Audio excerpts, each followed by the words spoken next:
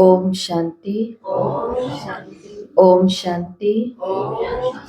तो कल किसी ने साकार मुरली की वीडियो पर प्रश्न पूछा है कि भक्ति से ज्ञान की तरफ शिफ्ट कैसे होते हैं। तो आप बताओ इसका उत्तर। भक्ति से अगर मेरी स्व इच्छा है कि मैं ज्ञान की तरफ आ जाऊं पूरी रीति से, तो उसके लिए क्या करना होगा? पहले आप बताओ, फिर जो मेरा विचार कहता है तो हम उनको उत्तर देंगे सही। भगवान के लिए शिव निराकार से जुड़ जाओ और भक्ति में ऐसे समझो कि ये सब उनके बच्चे हैं, जैसे मैं बच्ची हूँ वैसे ये भी बच्चे। और क्या पुरुषार्थ करें कि भक्ति से संस्कार की तरफ हम शिफ्ट हो जाएं। हाँ, ज्ञान मिल गया कि हमने भी पहले वो देवता थे, अब ये फिर बन रहे हैं, तो हमारे को समझ आ गई, तो हम लेकिन भक्ति करने का मन होता है, वो सब व्रत करते हैं, वो सब जगह जाते हैं, लेकिन अंदर में इच्छा है कि मैं भी बिल्कुल ज्ञान वाली आत्मा बन जाऊं। तो उसके लिए क्या पुरुषार्थ करना पड़ेगा? पहले तो सेंटर आना पड़ेगा। पहले 7 दिन का कोर्स करना पड़ेगा। फिर धीरे धीरे श्रीमत का पालन करना पड़ेगा। धारणाएं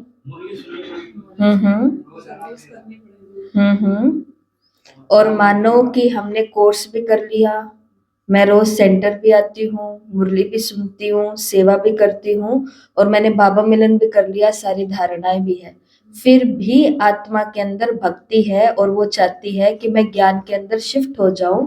मेरा तो एक शिव बाबा, दूसरा ना कोई अहम नहीं, कोई भटकना नहीं, कुछ भी अंदर ना आए, तो और क्या पुरुषार्थ करना पड़ेगा? तो मेरे विचार से पर्सनली, बाकी तो इसके बहुत सारे शायद उत्तर हो सकते हैं, लेकिन जो हमारा अनुभव है या जो हमने अपने बड़ों को देखा है, तो वो अनुभव जैसे भक्ति में तो खाली खाली महसूस होता है।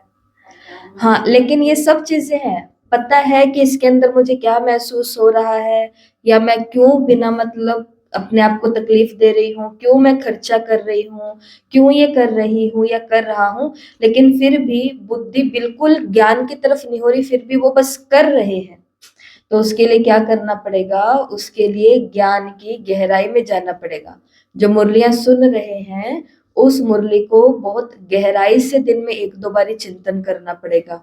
कुछ किताबें खरीदनी पड़ेंगी जिसमें दादियों के अनुभव होंगे।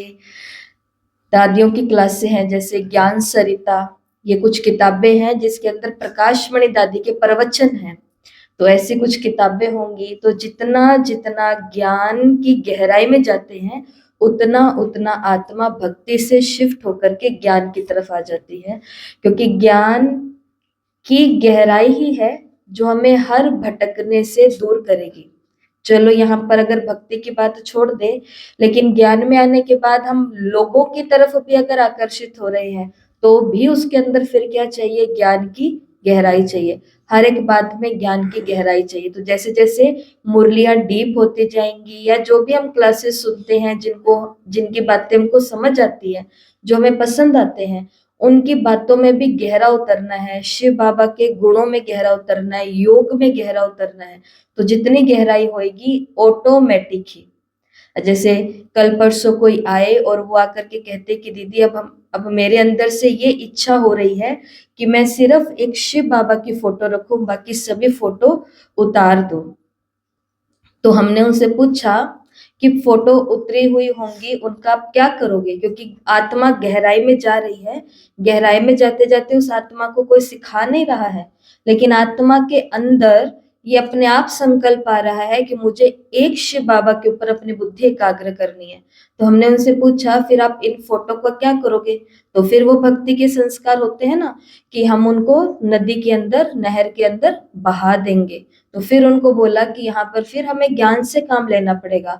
आप जिस भी मंदिर में जाते हो, जिस भी पंडित जी को आप अपनी राय लेते थे, लेन देन करते थे, आप उनको प्यार से जा करके कहो कि ये फोटो क्या आप कहीं पर सफल कर सकते हो, क्योंकि पूरा दिन बहुत भगत और बहुत सारे लोग आते हैं।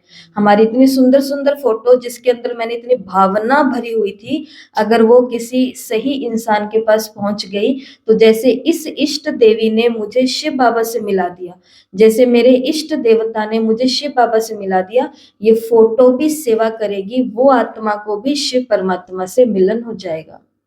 तो नदी को खराब नहीं करना, नहर को खराब नहीं करना, कहते कि अरे बहुत खराब की है। तो ज्ञान की तरफ शिफ्ट होने के लिए कोई ऊपर की मेहनत नहीं करनी पड़ती, कोई किसी के कहे अनुसार नहीं चलना पड़ता, उसके लिए तो गहराई में उतरना पड़ता है। तो मेरे विचार से यही तरीका उन बहन को अपनाना चाहिए जिन्होंने कल प्रश्न पूछा है। छोटी छोटी बातों में भक्ति में और उसमें ज्ञान में हो तो दीदी से पूछोगे, दीदी हाँ, अपने निमित्त आत्मा से पूछो। अगर आपको कुछ करने की इच्छा हो रही है, जैसे कई पूछते हैं कि हम ये करते थे लेकिन अब मैं क्या करूं, तो आपकी बहनें आपको उसका सारा का सारा सही तरीका भी सिखाएंगी, ये भी बहुत अच्छा है। ठीक है, तो आज है 21 फरवरी 2026। बाबा ने कहा, मीठे बच्चे तुम बाप के पास आए हो अपनी सोई हुई तकदीर जगाने, तकदीर जगना माना विश्व का मालिक बनना। तुम बाप के पास आए हो अपनी सोई हुई तकदीर जगाने, तकदीर जगना माना विश्व का मालिक बनना। प्रश्न, कौन सी खुराक तुम बच्चों को बाप समान बुद्धिवान बना देती है? उत्तर, ये पढ़ाई है तुम बच्चों के बुद्धि की खुराक। जो रोज पढ़ाई पढ़ते हैं अर्थात इस खुराक को लेते हैं, उनकी बुद्धि पारस बन जाती। पारसनाथ बाप, जो बुद्धिवानों की बुद्धि है वो तुम्हें आप समान पारस बुद्धि बनाते। गीत तकदीर जगाकर आई हूँ, ओम शांति। गीत की लाइन सुन करके भी मीठे मीठे बच्चों के रोमांच खड़े हो जाने चाहिए, क्योंकि गीत के अंदर है तकदीर जगाकर आई हूँ, नई दुनिया बसाकर लाई हूँ। है तो कॉमन गीत, परंतु इनका सार और कोई नहीं जानते। बाप ही आकर के गीत शास्त्र आदि का अर्थ समझाते। मीठे मीठे बच्चे ये भी जानते हैं कि कलयुग में सबकी तकदीर सोई हुई है, सतयुग में सबकी तकदीर जगी हुई है। सोई हुई तकदीर को जगाने वाला और श्रीमत देने वाला अथवा तदबीर बनाने वाला एक ही बाप है। वही बैठ बच्चों की तकदीर जगाते हैं। जैसे बच्चे पैदा होते हैं और तकदीर जग जाती है, बच्चा जन्मा और उनको ये पता पड़ जाता है कि हम वारिस हैं, हूबहू ये फिर बेहद की बात है। बच्चे जानते हैं कल्प कल्प हमारी तकदीर जगती है, फिर सो जाती है। पावन बनते हैं तो तकदीर जगती है। पावन ग्रस्त आश्रम कहा जाता है। आश्रम अक्षर पवित्र होता है। पवित्र ग्रस्त आश्रम, उनके अगेंस्ट फिर है अपवित्र पतित ग्रस्त धर्म। आश्रम नहीं कहेंगे, ग्रस्त धर्म तो सबका है ही, जानवरों का भी है। बताओ, गृहस्थी बाबा ने कहा केवल इंसानों की नहीं है, गृहस्थी किनकी है? जानवरों को भी है। तो ये बोल करके बहुत ज्यादा खुद को महान नहीं समझना भाई, गृहस्थी है। लोग हमको भी बोलते हैं ना, आपको क्या पता, आपको तो बड़ी बड़ी बातें आती है, हम तो गृहस्थी हैं। तो ये कोई बहुत बड़ी बात नहीं है कि आप गृहस्थी हैं। बाबा ने आज मुरली में बोला गृहस्थी तो कौन होते हैं? जानवर भी होते हैं, और उनकी गृहस्थी तो शायद हमसे बड़ी है। एक जानवर एक साथ में 12 संतानें पैदा कर सकता है, कितनी बड़ी गृहस्थी है। शिव बाबा ने संगम युग के सभी बुद्धिमान आत्माओं को कहा है कि तुम्हें अपनी अपवित्र पतित ग्रस्त धर्म को पवित्र ग्रस्त आश्रम की ओर शिफ्ट करना है। उसके लिए क्या करना पड़ेगा? तो आश्रम में क्या होती है? पवित्रता होती है। फिर बहुत सारे प्रश्न निकल के आते हैं, पर मैं एक ही हूं, सब नहीं मानते, सब नहीं चलते। सबकी हमें जरूरत भी नहीं है, सबकी हमें जरूरत भी नहीं है। ब्रह्मा बाबा पर शिव बाबा की नजर बस एक पर ही पड़ी। शिव बाबा ने अपनी पूरी मेहनत एक पर ही करी, वो एक ऐसा वारिस निकला भगवान का, एक ऐसा सपूत बालक निकला भगवान का, एक ऐसी महान आत्मा निकली परमात्मा के लिए। वो एक ही थे ना, ब्रह्मा बाबा, लेकिन एक ने क्या कर दिया, पहले खुद एकांत में रहे सन 1932 से लेकर के 36-37 तक, फिर उसके बाद में ज्ञान की गहराई में गए, फिर लोगों को ओम की ध्वनि का योग कराया। धीरे करते करते जब लोग और आने लगे, अनुभव होने लगे, तो उन्हें गीता का ज्ञान सुनाया। गीता के अंदर कृष्ण अर्जुन को क्या कह रहे हैं, गीता के अंदर भगवान अर्जुन को क्या कह रहे हैं, करते करते करते फिर जा करके लोगों के अंदर परिवर्तन आने शुरू हुए, जब बात प्योरिटी की आई। तो शिव बाबा कहते हैं कि जानवरों में भी है, ये तो बच्चे तो सब पैदा करते हैं, जानवरों को भी कहेंगे ग्रस्त धर्म में है। अब बच्चे जानते हैं हम स्वर्ग में पवित्र गृहस्थ आश्रम में थे, देवी देवताएं थे, उन्हों की महिमा गाते हैं, सर्वगुण संपन्न 16 कला संपूर्ण। तुम खुद भी गाते थे। अब समझते हो हम मनुष्य से देवता फिर से बन रहे हैं। गायन भी है मनुष्य से देवता किए करत न लागी वार। ब्रह्मा विष्णु शंकर को भी देवता कहते हैं। ब्रह्मा देवताय नमः, फिर कहते हैं शिव परमात्माय नमः। अभी उनका अर्थ भी तुम जानते हो, वो तो अंधश्रद्धा से सिर्फ कह देते। अब शंकर देवताय नमः कहेंगे, शिव के लिए कहेंगे शिव परमात्माय नमः। तो फर्क हुआ ना, वो देवता हो गया और वो परमात्मा हो गया। शिव और शंकर को एक कह नहीं सकते। तुम जानते हो हम बरोबर पत्थर बुद्धि थे, अब पारस बुद्धि बन रहे हैं। देवताओं को तो पत्थर बुद्धि नहीं कहेंगे। फिर ड्रामानुसार रावण राज्य में सीढ़ी उतरनी है, पारस बुद्धि से पत्थर बुद्धि बनना है। सबसे बुद्धिमान तो एक ही बाप है। अभी तुम्हारी बुद्धि में दम नहीं रहा, बाप उनको बैठ पारस बुद्धि बनाते हैं। तुम यहाँ आते हो पारस बुद्धि बनने के लिए। पारसनाथ के भी मंदिर हैं, वहां मेले लगते हैं, परंतु किसी को ये पता नहीं कि पारसनाथ कौन है।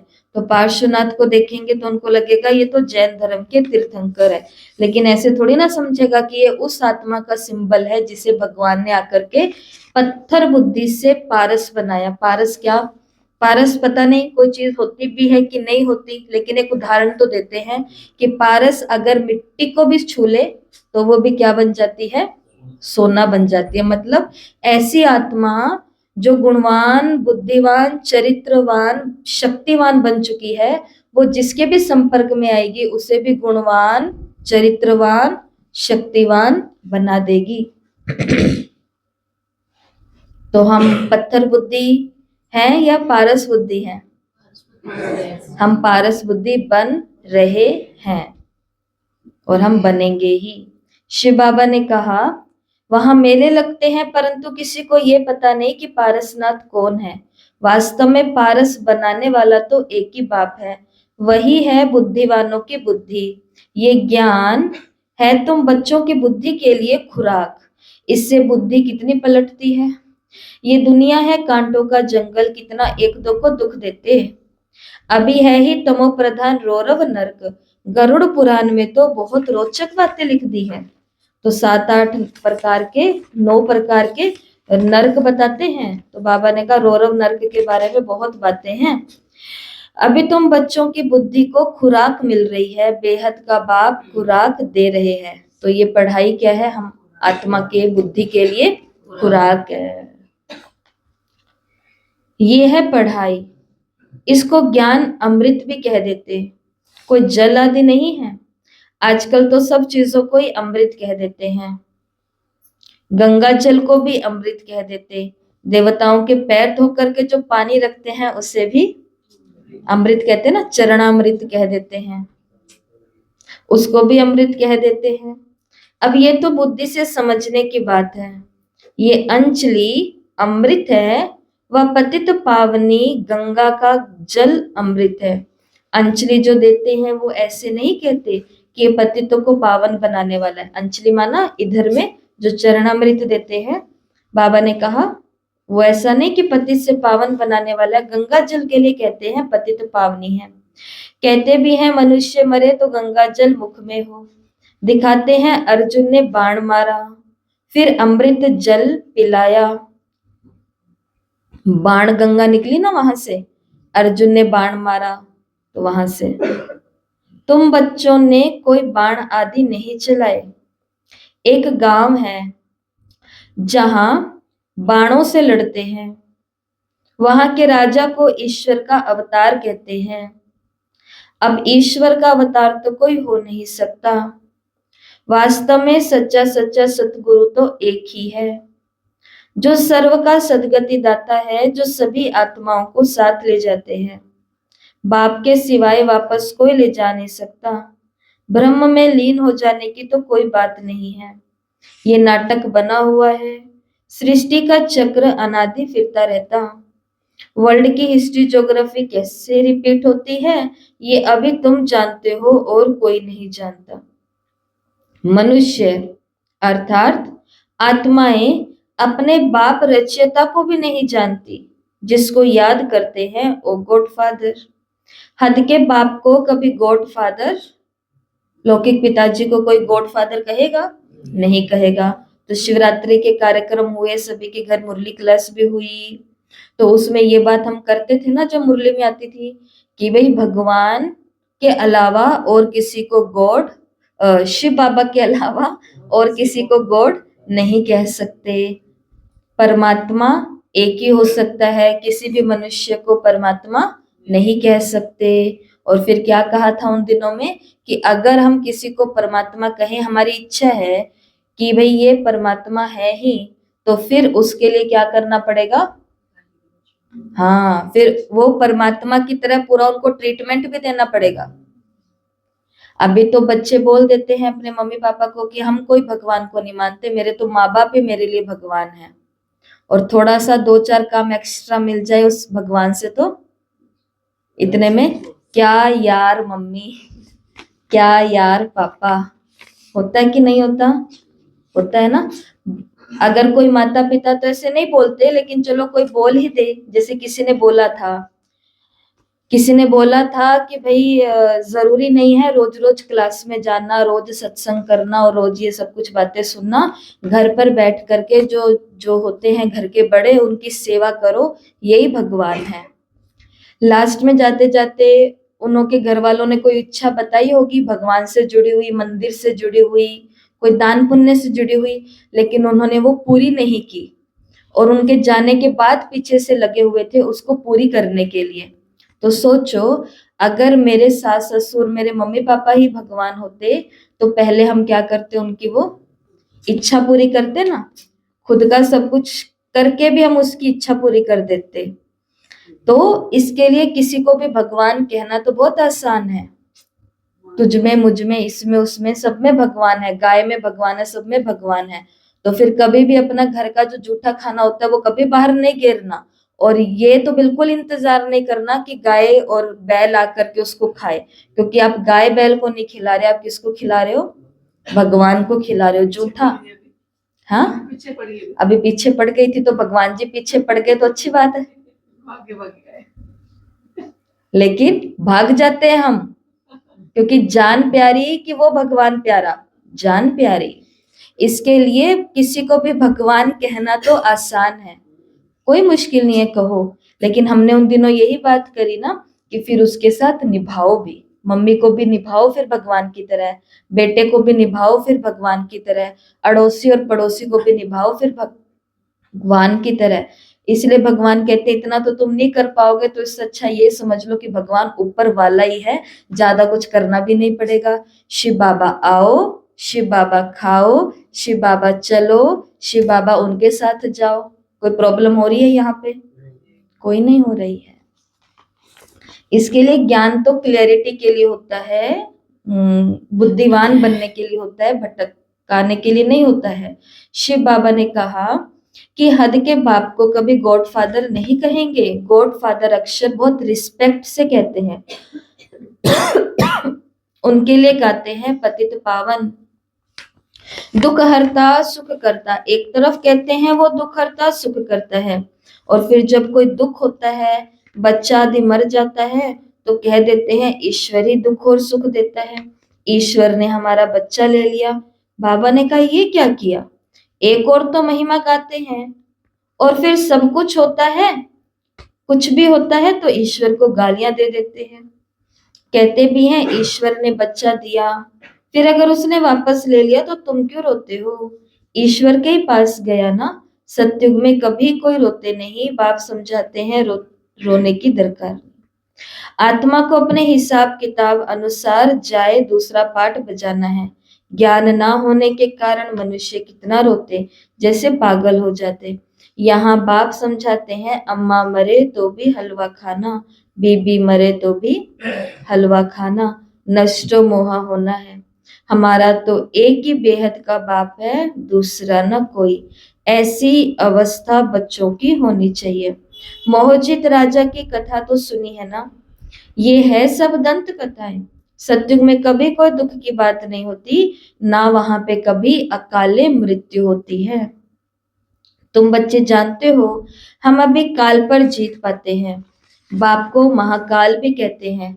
कालों का काल तुमको काल पर जीत पहनाते, अर्थात काल कभी खाता नहीं।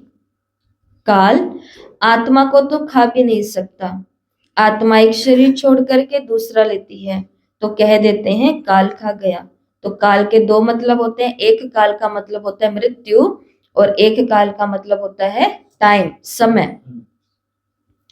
तो बाबा ने कहा मनुष्य महिमा गाते रहते हैं लेकिन समझते कुछ नहीं। गाते हैं अच्युतम केशवम राम नारायणम, लेकिन अर्थ कुछ भी समझते नहीं। बिल्कुल ही मनुष्य समझ से बाहर हो गए। बताओ, भगवान कह रहा है कि मनुष्य समझ से बाहर हो गया। ऐसा क्यों कह रहा है बाबा, आप बताओ, क्यों हम लोग समझ से भी बाहर हो गए हैं। समझ से बाहर हो गया किसको कहा जाता है, जो अपनी मनमानी करता, ठीक है। और कि ये तो भाई मेरी समझ से ही बाहर है और बुद्धि हो जाते हैं, राइट, सही बात है। सुनते नहीं। वो आत्मा डिप्रेशन में नहीं होती, वो औरों को डिप्रेशन में डालने वाली होती है।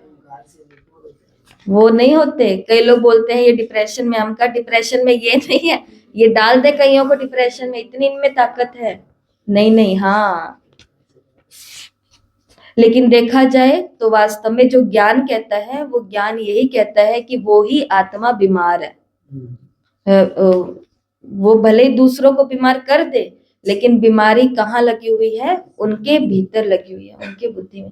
तो बाबा को भी कहना पड़ रहा है कि मनुष्य समझ से बाहर हो गए हैं। उसके पीछे कारण है कि जैसे हम भी अपना देखें तो हम बाबा के आगे बोलते कुछ और है, इच्छा हमारी उससे भी ज्यादा कुछ करने की हो रही है, लेकिन जैसे ही प्रैक्टिकल लाइफ में आते हैं तो पारा बिल्कुल नीचे हो जाता है।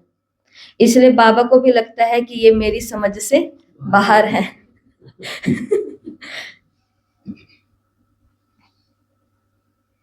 कितने मनुष्य, तो बाबा ने कहा, बाप समझाते हैं ये 5 विकार तुम्हारी बुद्धि को कितना खराब कर देते हैं। कितने मनुष्य बद्रीनाथ आदि जाते हैं, आज 2 लाख गए, 4 लाख गए। बड़े बड़े ऑफिसर्स भी जाते हैं तीर्थ करने, तुम तो जाते नहीं। वो कहेंगे कि ये बीके तो नास्तिक है क्योंकि ये भक्ति नहीं करते। तुम फिर कहते हो जो भगवान को नहीं जानते नास्तिक वो हैं। बाप को तो कोई भी नहीं जानते, इसलिए इसको ऑर्फन्स की दुनिया कहा जाता है, अनाथों की दुनिया कहा जाता है। कितना आपस में लड़ते झगड़ते रहते। ये सारी दुनिया बाबा का घर है ना। बाप सारी दुनिया के बच्चों को पतित से पावन बनाने आते हैं। आधा कल्प बरोबर पावन दुनिया थी ना, तो जिनके अंदर पूरा ज्ञान आ जाता है, पूरा ज्ञान, हम ज्ञान आने की बात नहीं कर रहे, हम कह रहे हैं उस आत्मा के अंदर पूरा ज्ञान आ जाता है, तो फिर वो आत्मा ये तीर्थ आदि उसकी अंतरात्मा मानेगी नहीं, क्योंकि उसको केवल वो तीर्थ नहीं दिखाई देगा कि जाऊं और उनको देख के आऊं मूर्ति को, नहीं, उसको फिर वो खर्चा दिखाई देगा। उसको जो वो कितने दिन मुरली क्लास मिस होगी उसको वो दिखाई देगा। उसको मेरी जो सेवा का रूटीन और मेरे पर जिम्मेवारी दी हुई है, उसको वो जिम्मेवारी दिखेगी कि मेरे पीछे से वो सेवा कौन करेगा। उसको अपना खान पान दिखाई देगा कि अरे मैं वहां जाके खाऊंगी, कहाँ ढाबों के खाने पड़ेंगे, धर्मशालाओं के खाने पड़ेंगे, होटलों के खाने पड़ेंगे। और वो आत्मा यहाँ तक भी सोचेगी कि वहां रहेंगे कहाँ, उन होटलों उन धर्मशालाओं में जहां ना जाने कैसे कैसे, क्योंकि आजकल तीर्थ तीर्थ नहीं है, ये सबको मालूम है। आपको वहां शराब भी मिलेगी, आपको वहां नॉनवेज की इच्छा रखने वाले लोग भी आते हैं, वहां पर सब कुछ होता है। क्योंकि ज्यादा से ज्यादा कमाई तो कहाँ होती है? भारत इसीलिए ही क्या बन गया पता है आपको? जैन धर्म के 5 तीर्थ स्थान है ऑल ओवर इंडिया के अंदर, पूरे पूरे विश्व के अंदर, भारत के अंदर 5 तीर्थ है। उन 5 तीर्थों में से 4 तो बहुत तीर्थ ही हैं पूरे के पूरे, लेकिन एक तीर्थ स्थान ऐसा है जिसको केवल वो बना दिया है, जहां विजिटर्स आते, टूरिस्ट आते हैं देखने घूमने के लिए। कौन सा? देलवाड़ा, माउंट आबू में।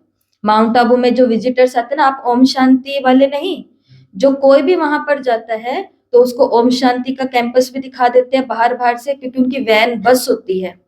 और वो जो गाइड होता है वो देलवाड़ा भी दिखा के लाता है, सब कुछ दिखा के लाता है। तो जैन लोगों को ये चिंता है कि हमारे तीर्थ, पवित्र तीर्थ स्थान को इन्होंने क्या बना दिया? विजिटिंग स्थान। इसलिए आप लोग देखते हो ना कि बाहर एक बास्केट के अंदर चुन्नियां वुनियां सब कुछ रखी होती है, और वो कहते हैं ढक करके जाओ, क्योंकि तीर्थों पर कैसे भी कपड़े पहन के नहीं जा सकते हैं। लेकिन आजकल तो जाते हैं कि नहीं जाते हैं? सब जगह की तीर्थों की बात हो रही है। तीर्थों पर कैसे भी कपल्स हाथ में हाथ लेकर के नहीं जाते हैं, लेकिन अभी तो तीर्थों पर शादी के बाद घूमने ही जाते हैं कि चलो थोड़े भगवान जी के दर्शन भी हो जाएंगे और थोड़ा शादी के बाद घुमाई फिराई और ट्रिप भी हो जाएगी। समझ रहे हो आप इस बात को? और ऐसे तीर्थों पर बीके नहीं जा सकते हैं, पक्का बीके, क्योंकि उसको ये सब दिखाई देगा कि मेरी पवित्रता, मेरा खर्चा, मेरा टाइम, मेरी एनर्जी और यही खर्चा लाखों का करोगे, हजारों यज्ञ में डाल दो, आपका तीर्थ जन्म जन्म का हो जाएगा। जितना शरीर वहां पर भगाने में लगाओगे उसका 10% यहाँ पर भगा दो, जन्म जन्म का तीर्थ हो जाएगा। समझे? लेकिन ये किसकी बात है? जो ज्ञान में नहीं है लेकिन जिसके अंदर ज्ञान आ चुका है। दो बातें ना, लोग कहते हैं कि मैं 10 साल से ज्ञान में चल रही हूँ। आप 10 साल से ज्ञान में हो, लेकिन ज्ञान आपके अंदर कब से है, मायने ये रखता है। लेकिन 10 साल पहले चलेंगे तो 1 साल से हमारे अंदर ज्ञान आएगा। ये मेहनत होती है यहाँ पर।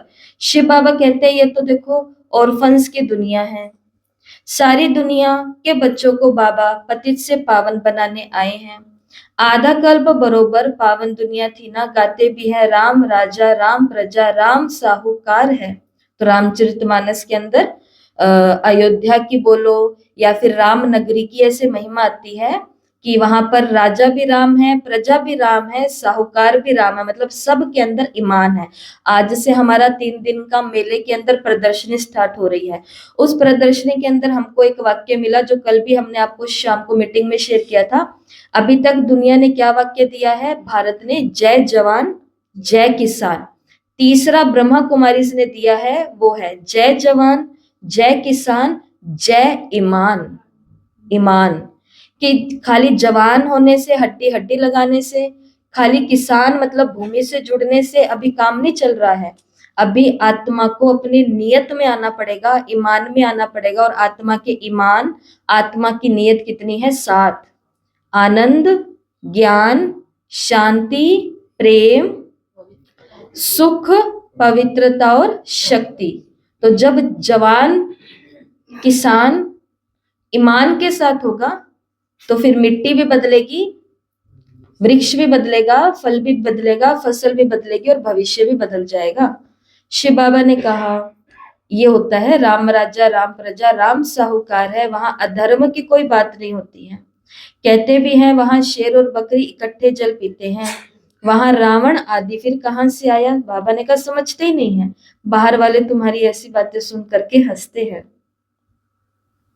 तुम बच्चे जानते हो अभी ज्ञान सागर बाप आकर के हमें ज्ञान देते हैं।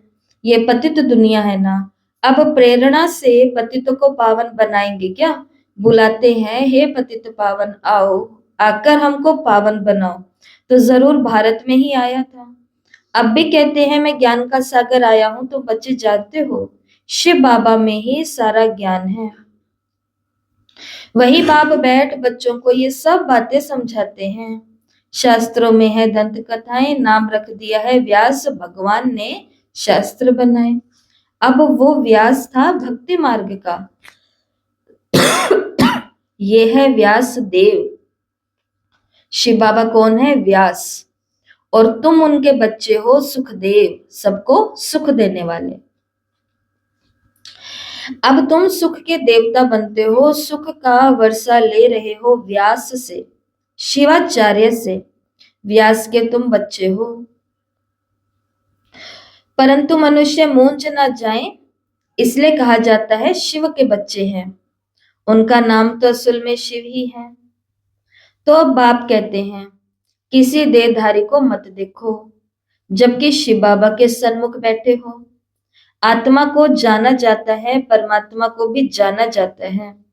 वो परम पिता परमात्मा शिव, वही आकर के पतित से पावन बनने का रास्ता बताते हैं। कहते मैं तुम आत्माओं का बाप हूं। शिव बाबा किसका बाप है? मुझ आत्मा का। आत्मा को रियलाइज किया जाता है, देखा नहीं जाता। तो बाबा कुछ पूछ रहे हैं, उत्तर देना। बाप पूछते हैं अब तुमने अपनी आत्मा को रियलाइज किया? सभी ने अपने आप को या अपनी आत्मा को, इस चेतना को महसूस किया है? किस किस ने आत्मा को महसूस किया है कि मैं एक आत्मा हूं? सबने किया है ना? इतनी छोटी सी आत्मा में अविनाशी पाठ नुदा हुआ है, जैसे एक रिकॉर्ड है, जैसे कैसेट होती है। बाबा ने कहा वैसे। तुम जानते हो हम आत्मा ही शरीर धारण करती है। तुम पहले देह अभिमानी थे, अब देही अभिमानी हो। तुम जानते हो हम आत्मा 84 जन्म लेती, उनका अंत नहीं होता, एंड नहीं होती। कोई कोई पूछते हैं ये ड्रामा कब से शुरू हुआ, परंतु ये तो अनादि है, कभी विनाश नहीं होता। इसको कहा जाता है बना बनाया अविनाशी वर्ल्ड ड्रामा। तो बाप बैठ बच्चों को समझाते हैं जैसे अनपढ़ बच्चों को पढ़ाई दी जाती है। आत्मा ही शरीर में रहती है। ये है पत्थर बुद्धि के लिए फूड। तो मुरली क्या है? भोजन, फूड, खुराक, खाना, थाली। 56 भोग। हाँ, कितना कुछ इस थाली के अंदर बाबा। एक मुरली, ये मुरली क्या 4 पन्नों की मुरली समझो, आज एक भोजन की थाली है। और इस थाली में वैरायटी पॉइंट्स हैं जो बुद्धि के लिए फिर खुराक बनती है ना?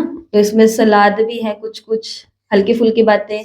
जैसे बाबा ने पूछा कि बच्चों ने आत्मा को रियलाइज किया है, तो हमने आराम से हाथ ऊपर कर दिया और मन में भी सोचा हाँ ये तो हमने कब से रोज ही करते हैं। तो ये सैलेड की तरह हो गया कि ये तो हमारे लिए रोज का ही काम है आत्मा को रियलाइज करना। लेकिन इसके अंदर फुल प्रोटीन वाला भी खाना है, जैसे जो कि थोड़ा पचाना मुश्किल हो जाता है। जो आज की मुरली के अंदर आया, अम्मा मरे तो भी हलवा खाओ, बीबी मरे तो भी हलवा खाओ, बच्चा मर जाए तो भी तुमको रोना नहीं है। ये हल्का भोजन है या थोड़ा सा भारी भरकम है? ये बहुत पचाना मुश्किल है। ये बात मुरली से निकलती है तो लगता है जल्दी से निकले ये बात। बाबा रक्षा करना, बाबा रक्षा करेगा। ऐसा हो ही नहीं सकता कि बाबा रक्षा नहीं करे। लेकिन रक्षा उसी के खानदान की होगी, रक्षा उन्हीं आत्माओं के कुटुंब की होगी, रक्षा उन्हीं के परिवार की होगी जो भगवान का यज्ञ रक्षक होगा। जो भगवान के घर की रक्षा नहीं कर सकता, जो भगवान के बच्चों की रक्षा नहीं कर सकता, वो भगवान से ही उम्मीद कैसे रख सकता है कि आप मेरे वालों की रक्षा करना? उसको कभी बोलना भी नहीं पड़ता। ईमानदारी से मेरा बाबा के घर से प्यार, मेरा मधुबन से प्यार, मेरा यज्ञ की हर श्रीमत व्यवस्था, जो मेरे सेंटर की मर्यादाएं बनी हुई है, उन सबसे मेरा प्यार है। वहां की निमित्त आत्माओं से भी मेरा बहुत प्यार है। उसके बाद ऐसी आत्मा को कहना भी नहीं पड़ता कि बाबा इनकी रक्षा करना, मेरे वालों की। बाबा बंध जाता है। कृष्ण को ऐसे थोड़ी ना ओखली से बांधा हुआ दिखाया है। तो पहले उससे प्यार करो। शिव बाबा से प्यार करने का मतलब है शिव बाबा की भी जो गृहस्थी है उसका रिस्पेक्ट करो, उससे प्यार। तो उनको कोई आंच नहीं आने देंगे बाबा। तो ऐसी थाली के अंदर थोड़े अलग अलग वैरायटी भोजन है। करेला की सब्जी भी है, थोड़ी करेले की सब्जी भी है, मिठाइयाँ भी है, मिठाई भी है। इसके अंदर सब कुछ है, इस मुरली रूपी थाली के अंदर। सोचना, आज इस मुरली को पढ़ते पढ़ते सोचना कि कहाँ पर रोटी पड़ी हुई है, कहाँ पर सब्जी पड़ी हुई है, कहाँ दाल है, कहाँ क्या है। ऐसी चीजें जो पचने में मेहनत लगती है, ऐसी चीजें जो देख करके मुंह में पानी आ जाता है। जैसे जब स्वर्ग की बातें आती है, गुलाब जामुन आ जाते हैं, मुंह में गुलाब जामुन आ जाता है। इसके अंदर सूप वरदान, वरदान, वरदान वो चीज होती है जिस प्रकार खाने के बाद सौंफ, मिश्री या फिर गुड़ खाया जाता है तो आराम से पच जाता है, खाना कैसे भी खाया हुआ हो। तो ये इस पूरे 4 पन्ने की मुरली में जो वरदान होता है ना, वरदान, वरदान का मतलब वही होता है जिसके लिए आपको कोई मेहनत नहीं करनी। पूरा दिन इस मुरली को कुछ मत करो अगर नहीं हो रहा तो। लेकिन वरदान, बाबा का कमरा आपने बनाया हुआ है, बाबा की फोटो आपने रखी हुई है, हर घंटे में 1-2 बारी वहां जाकर के वरदान ले लो। ये मेरा सिर है बाबा, और ये आपका हाथ निकला फोटो में से, और बाप दादा मेरे को वरदान दे रहे हैं। ये वो गुड़ वाला काम करेगा, सब हो जाएगा। तो ऐसी तो ये मुरली होती ही है, ठीक है। शिव बाबा कहते हैं कि देखो, कि बाबा पूछ रहे हैं कि तुमने आत्मा को रियलाइज किया? इतनी छोटी आत्मा में रिकॉर्ड भरा हुआ है, तुम जानते हो? हाँ। तो बाबा ने कहा ये क्या है? पत्थर बुद्धि के लिए फूड है, भोजन है, बुद्धि को समझ मिलती है। तुम बच्चों के लिए बाबा ने चित्र बनवाए हैं, बहुत सहज। ये हैं त्रिमूर्ति, ब्रह्मा विष्णु शंकर। अब ब्रह्मा को भी त्रिमूर्ति क्यों कहते हैं? देव देव महादेव, 1-2 के ऊपर रखते हैं, अर्थ कुछ भी समझते नहीं। अब ब्रह्मा देवता कैसे हो सकता? प्रजापिता ब्रह्मा द्वारा तुमको समझाता हूँ। बाप कहते हैं मैं इनमें प्रवेश कर तुमको समझाता हूँ। ये कोई बातें शास्त्रों की नहीं है, इनको अपना बनाता हूँ। इनके बहुत जन्मों के अंत में आता हूँ। ये 5 विकारों का संन्यास करते हैं। संन्यास करने वाले को योगी ऋषि कहा जाता है। अभी तुम राज ऋषि बने हो, 5 विकारों का संन्यास तुमने किया है तो नाम बदलता है।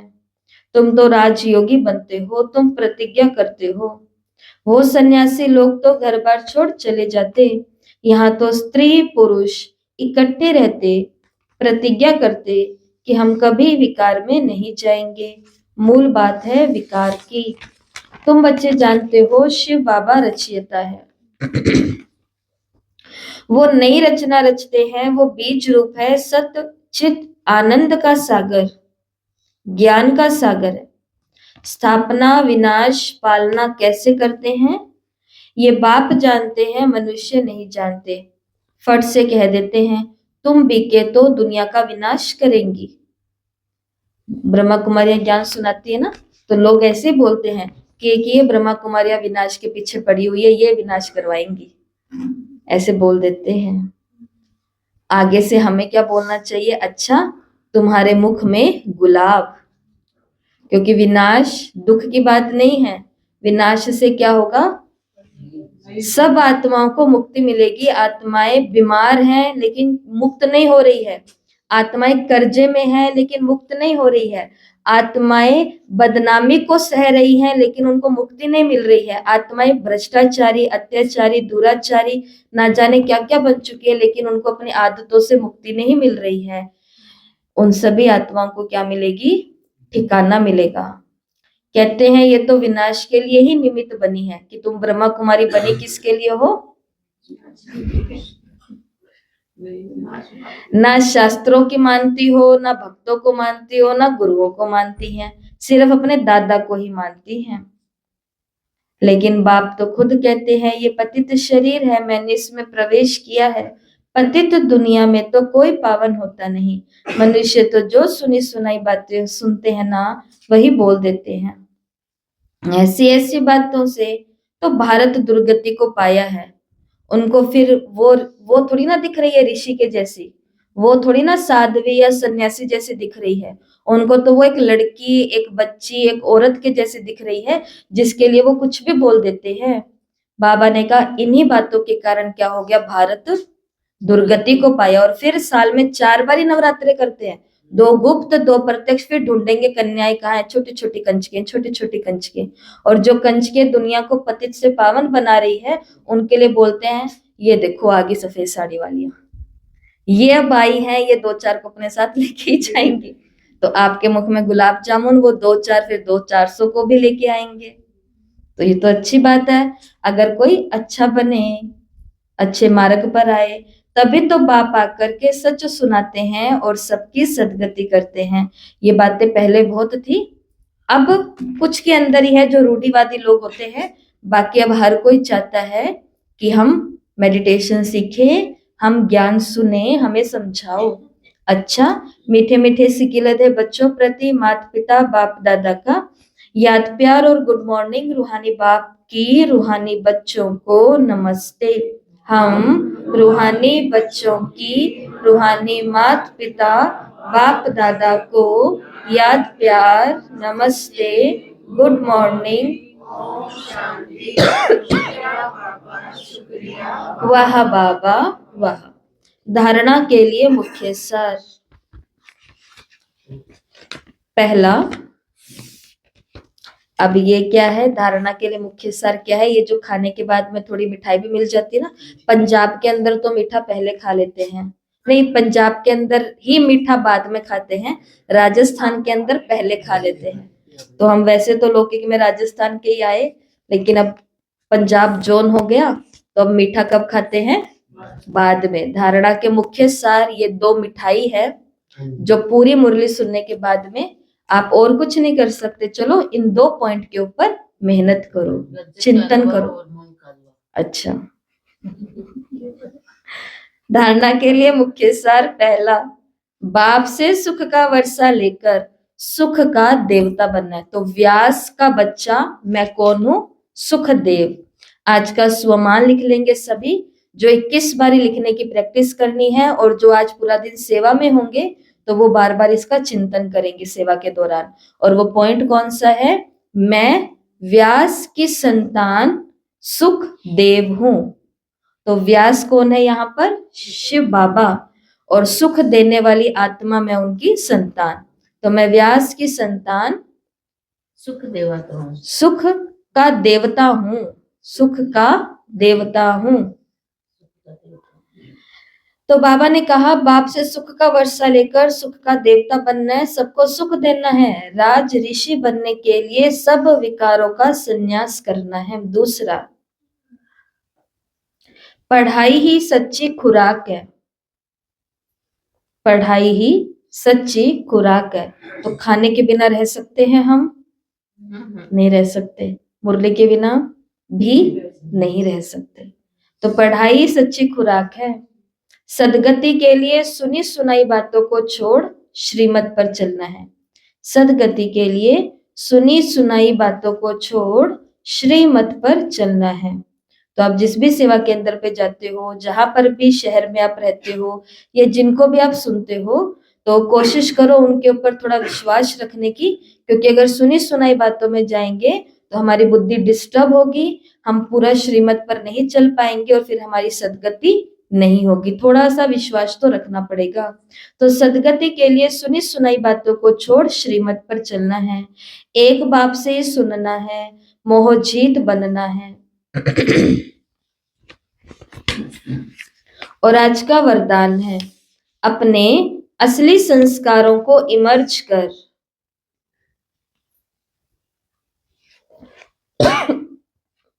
अपने असली संस्कारों को इमर्ज कर सदा हर्षित रहने वाले ज्ञान स्वरूप भव। सदा हर्षित रहने वाले ज्ञान स्वरूप भव। जो बच्चे ज्ञान का सिमरण कर उसका स्वरूप बनते हैं वो सदा हर्षित रहते हैं। सदा हर्षित रहना ये ब्राह्मण जीवन का असली संस्कार है। दिव्य गुण अपनी चीज है, अवगुण माया की चीज है जो संग दोष से आ गई है।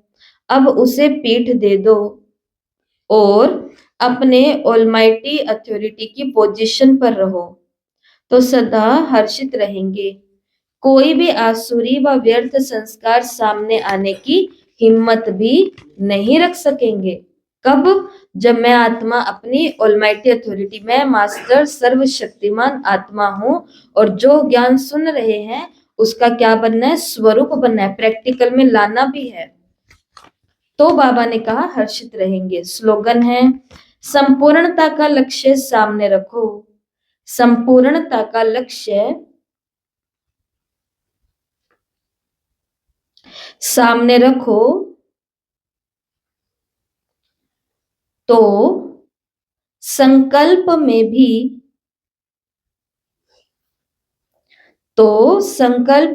कोई आकर्षित नहीं कर सकती। संपूर्णता का लक्ष्य सामने रखो तो संकल्प में भी कोई आकर्षित नहीं कर सकती। देखो पूरा ज्ञान तो इस स्लोगन में ही आ गया है। आज की जो आप अव्यक्त मुरली सुनने वाले हो 1 मार्च 1984 की, बहुत ही छोटी सी मुरली है लेकिन बहुत ही पावरफुल मुरली है। उस मुरली का मेन बात है वो ये है कि लक्ष्य नंबर 1 रखो तो लक्षण भी बाबा ने कहा ऑटोमेटिक नंबर 1 आएंगे। लक्ष्य ही रख लिया कोई बात नहीं, कर लेंगे, हो ही जाएगा, देख लेंगे। फिर लक्षण भी कैसे आएंगे? आलसियों वाले आएंगे, अलबेलों वाले आएंगे, सुस्त वाले आएंगे। और ऐसे ही लक्ष्य अगर क्या रखा कि मुझे करना है, मुझे ही करना है। एक होता है मुझे करना है और एक होता है मुझे ही करना है। भाई मुझे ही करना है ये तो, जब मुझे ही करना है तो ऑटोमेटिक लक्षण कैसे आ जाएंगे? फुर्ती वाले, चुस्ती वाले, एवर रेडी वाले, जिम्मेदारी वाले, है ना। तो कितना सुंदर स्लोगन है कि संपूर्णता का लक्ष्य सामने रखो तो फिर संकल्प में भी कोई आकर्षित नहीं कर सकता। और आज के लास्ट में अव्यक्त इशारे हैं। एकता और विश्वास की विशेषता द्वारा सफलता संपन्न बनो। एकता के लिए एक रूहानी ताबीज सदा अपने पास रखना है। रूहानी ताबीज सदा अपने पास रखना है कि रिगार्ड देना ही रिगार्ड लेना है। ये रिगार्ड का रिकॉर्ड सफलता का अविनाशी रिकॉर्ड हो जाएगा। ये रिगार्ड का रिकॉर्ड जो हम बना रहे हैं ना हर दिन, बाबा ने कहा ये सफलता का अविनाशी रिकॉर्ड हो जाएगा। मुख पर एक ही सफलता का मंत्र हो, पहले आप। ये पक्का, ये महामंत्र मन में पक्का रहे। यथार्थ रूप से पहले मैं को मिटाकर दूसरे को आगे बढ़ाना, सो अपना आगे बढ़ना समझते हुए इस महामंत्र को आगे बढ़ाते सफलता को पाते रहो। ये मंत्र और तावीज सदा साथ रहे तो प्रत्यक्षता का नगाड़ा बज जाएगा। बाबा ने उस दिन मुरली में बोला ना, एक होता है बैंड बजाना, एक होता है नगाड़ा बजाना। बाबा ने कहा बैंड तो बहुत बजाए, माना सेवाएं जो कर रहे हैं। और बाबा ने फिर क्या बोला? अब क्या बजाओ? नगाड़ा बजाओ। मंदिर में बड़ा नगाड़ा। मंदिरों में बाबा ने उदाहरण दिया क्या बजता है? मंदिर में बैंड की पार्टी नहीं होती है, मंदिर में नगाड़े बजते हैं, नगाड़े बजते हैं। तो अब आज नगाड़े बजेंगे। तो बाबा ने कहा नगाड़ा कब बजेगा? प्रत्यक्षता का, जब एक मंत्र और एक तावीज सदा साथ होगा। तो मंत्र क्या है? पहले आप, और तावीज क्या है? रिगार्ड दो, रिगार्ड लो। जैसे कल मैं आपसे पूछ रही थी कि ये सेवा ये करेंगे ना, तो आगे से बोला एक आत्मा ने कि भाई आप पूछो नहीं, आप ऑर्डर दो। तो ऑर्डर देना भी सोचना पड़ता है कि ऑर्डर तो क्या ही देना, फैमिली है तो पहले तो पूछूं कि आपकी इच्छा है ना ये करने की। और देखो जब हम सामने वाले को रिगार्ड देते हैं तो वो सोचता है कि हमारे दीदी ने हमें ऑर्डर नहीं दिया, हमारे दीदी ने रिगार्ड देते हुए हमसे पूछा। तो फिर सामने वालों का भी मन करता है कि हमें भी उनकी बात में सहयोग देना है, क्योंकि ये बाबा का काम है। ठीक है, तो ऐसे नगाड़ा बज राजस्व जाएगा। प्राप्त करनी है, प्रजा बनानी है, राजा बनना है। कल रात को हम जाके आए, कल रात को आपकी मीटिंग के बाद में हम जाकर के आए यूनिवर्सिटी में,